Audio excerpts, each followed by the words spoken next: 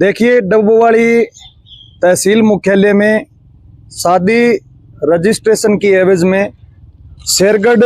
गांव निवासी साथी राम स्वरूप से 13,500 रुपये यहाँ वसूलने के बाद हमने 6 मई को तहसील मुख्यालय में CITU और अखिल भारतीय किसान सभा के बैनर तले अनिश्चितकालीन धरना लगाया था। उस धरने में हमारी ये मुख्य मांग थी कि साथी राम स्वरूप को न्याय और तहसील मुख्यालय में जो गैर कानूनी ढंग से यहाँ फट्टे लगा करके जो लोग बैठे हैं और उनके मार्फत अधिकारी इंतकाल, रजिस्ट्री, शादी रजिस्ट्रेशन और दूसरे अन्य कार्यों को लेकर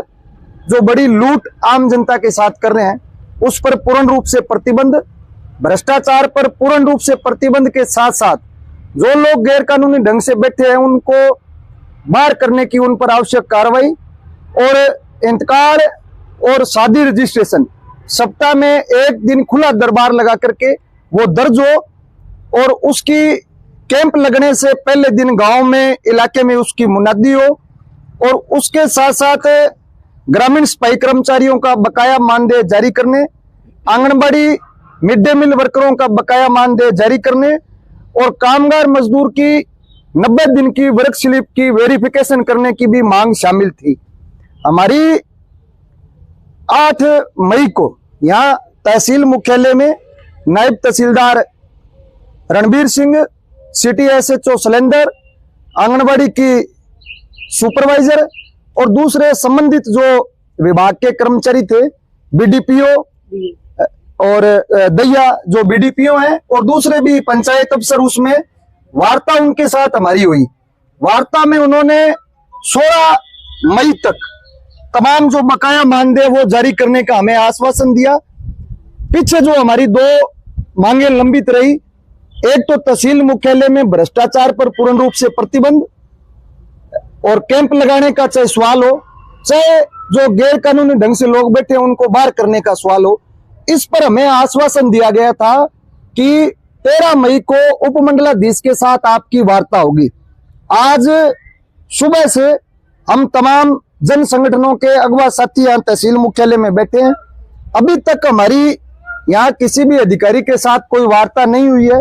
उपमंडलाधीश कार्यालय में हम लोग गए, वहां स्टेनो हमें मिले और स्टेनो ने हमें उन्होंने कहा है कि SDM साहब आज गए हुए हैं, सिरसा उनकी कोई बैठक चल रही है चुनाव के संबंधित, और हमने उनको कहा है, स्टेनो को, दूसरे जो CID के लोग यहाँ आए थे उनको कहा है